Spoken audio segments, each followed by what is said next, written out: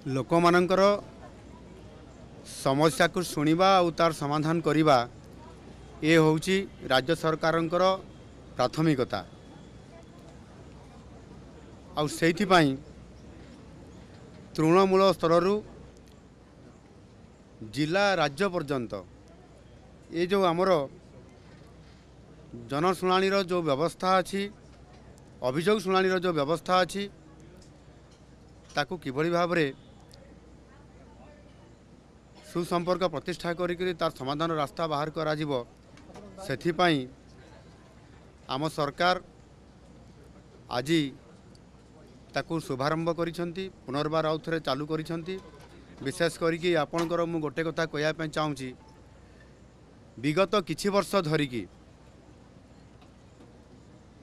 ଅର୍ଥାତ୍ ଗତ ସରକାର ସମୟରେ ଆପଣଙ୍କର ସରକାରଙ୍କର ଏବଂ ଜନତାଙ୍କ ମଧ୍ୟରେ ଗୋଟିଏ ଲୌହ ପାଚେରୀ ଥିଲା। ଆଉ ଯେଉଁଥିପାଇଁ କି ଜନତାଙ୍କର ସହିତ ସରକାର ସିଧାସଳଖ ଭାବରେ ଏ ସମସ୍ୟାର ସମାଧାନ କରିବା ପାଇଁ ଯେଉଁ ପାଚେରୀ ଥିଲା ସେହି କାରଣରୁ ସମ୍ଭବ ହୋଇପାରୁନଥିଲା, ଇଏ ମୋର ଅନୁମାନ ହୁଏ। ଆଜି ସେ ପ୍ରାଚୀରକୁ ଭାଙ୍ଗି ଦିଆଗଲା। ସରକାରଙ୍କ ସହିତ ସିଧାସଳଖ ଭାବରେ ଜନତାଙ୍କର ସହିତ ସମ୍ପର୍କ ପ୍ରତିଷ୍ଠା କରିବା, ତାଙ୍କର ସମସ୍ୟାକୁ ଶୁଣିବା ଆଉ ସମାଧାନର ରାସ୍ତା ବାହାର କରିବା, ଏ ସମ୍ପୂର୍ଣ୍ଣ ଭାବରେ ଆଜି ଯେଉଁ ମୁଖ୍ୟମନ୍ତ୍ରୀଙ୍କର ଅଭିଯୋଗ ପ୍ରକୋଷ୍ଠ, ଏହାକୁ ପୁନର୍ବାର ଆଉ ଥରେ ଚାଲୁ କରାଗଲା। ଏବଂ ଏହାଦ୍ୱାରା କ'ଣ ହେବ ନା 4.5 କୋଟି ଓଡ଼ିଆଙ୍କର ଗୋଟେ ସବୁଠାରୁ ଆଶା ଏବଂ ଭରସାର ଇଏ ଅଭିଯୋଗ ପ୍ରକୋଷ୍ଠ, ଇଏ ନିଶ୍ଚିତ ଭାବରେ ଲୋକ ଆଶା କରିବେ ଏବଂ ସମାଧାନର ରାସ୍ତା ପାଇପାରିବେ। ତାହା ଆଜି ପୁନର୍ବାର ଆଉ ଥରେ ତାହାକୁ ଆଜି ତାହାର ଶୁଭାରମ୍ଭ କରାଗଲା। ଏଥିରେ ଅନେକ ଲୋକ ନ୍ୟାୟ ପାଇବାରୁ ବଞ୍ଚିତ ହେଉଛନ୍ତି। ଯଦି ସରକାର ଅଭିଯୋଗ ମାଧ୍ୟମରେ କିଛି କଥାକୁ ନ ଶୁଣିବେ, ତାହେଲେ ନିଶ୍ଚିତ ଭାବରେ ସେମାନଙ୍କର ଭବିଷ୍ୟତ ଅନ୍ଧକାରମୟ ହୋଇଯିବ। ଏହାକୁ ଆଧାର କରିକିରି ଏଥିରେ ସମ୍ପୂର୍ଣ୍ଣ ଭାବରେ ଲୋକମାନେ ଅନେକ ସମୟରେ ବିଭିନ୍ନ ଜାଗାକୁ ଯାଉଛନ୍ତି, ଅଭିଯୋଗ କରୁଛନ୍ତି, କିନ୍ତୁ ତାହାର ସମାଧାନର ରାସ୍ତା ବାହାରି ପାରୁନାହିଁ। ଆଉ ସେଥିପାଇଁ ଯଦି ମୁଖ୍ୟମନ୍ତ୍ରୀଙ୍କର ଅଭିଯୋଗ ପ୍ରକୋଷ୍ଠକୁ ଆସିବା ଏବଂ ସେଠି ନିଜର ଅଭିଯୋଗ ଜଣାଇବା ଏବଂ ସେ ମାଧ୍ୟମରେ ଯଦି ବିଭିନ୍ନ ବିଭାଗର କାର୍ଯ୍ୟକ୍ରମକୁ ତ୍ୱରାନ୍ୱିତ କରାଯିବ ଏବଂ ଆଜି ଯାହା ଶୁଭାରମ୍ଭ କରାଗଲା, ଇଏ ନିଶ୍ଚିତ ଭାବରେ ସେହି ଅଧିକାରୀମାନେ ସେହି ବିଭାଗର ସମସ୍ୟାଗୁଡ଼ିକୁ ସମାଧାନ କରିବାରେ ଯଥା ସମୟରେ ସେମାନେ ସମାଧାନ କରିବାର ରାସ୍ତା ବାହାର କରିବେ। ଏବଂ ସେମାନଙ୍କୁ ମଧ୍ୟ ପ୍ରତି ବିଭାଗର ଅଧିକାରୀମାନଙ୍କୁ ମୁଁ ନିର୍ଦ୍ଦେଶ ଦେଇଛି, ଜିଲ୍ଲାପାଳମାନଙ୍କୁ ମଧ୍ୟ ମୁଁ ନିର୍ଦ୍ଦେଶ ଦେଇଛି ଯେ ସେମାନେ ପ୍ରତି ଜିଲ୍ଲାରେ ଆଜି 30ଟି ଜିଲ୍ଲାରେ 30ଟି ଆଜି ଜିଲ୍ଲା ସ୍ତରରେ ମଧ୍ୟ ଆଜି ଅଭିଯୋଗ ଇଏ ପ୍ରକୋଷ୍ଠ ଖୋଲାଯାଇକରି ଏ କାର୍ଯ୍ୟକ୍ରମ ବର୍ତ୍ତମାନ ଚାଲୁ ରହିଛି।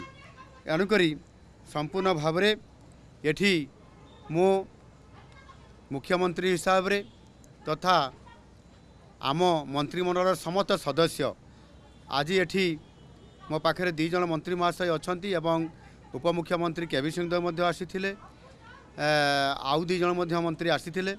ସମସ୍ତେ ଏଠି ଉପସ୍ଥିତ ରହିକରି ପୁରା ସମୟ ଦେଇଛନ୍ତି ଏବଂ ସମସ୍ତ ଏ ଅଭିଯୋଗର ବ୍ୟକ୍ତିମାନଙ୍କ ସହିତ ମିଶିବା ଏବଂ ତାଙ୍କର ଅଭିଯୋଗ ଗ୍ରହଣ କରିବା ଏବଂ ପ୍ରତି ବିଭାଗକୁ ତାଙ୍କୁ ତାର ଇନକ୍ୱାରି ରିପୋର୍ଟ ଏବଂ ଆବଶ୍ୟକ ପଦକ୍ଷେପ ନେବା ପାଇଁ ସମସ୍ତେ ସହଯୋଗ କରିଛନ୍ତି।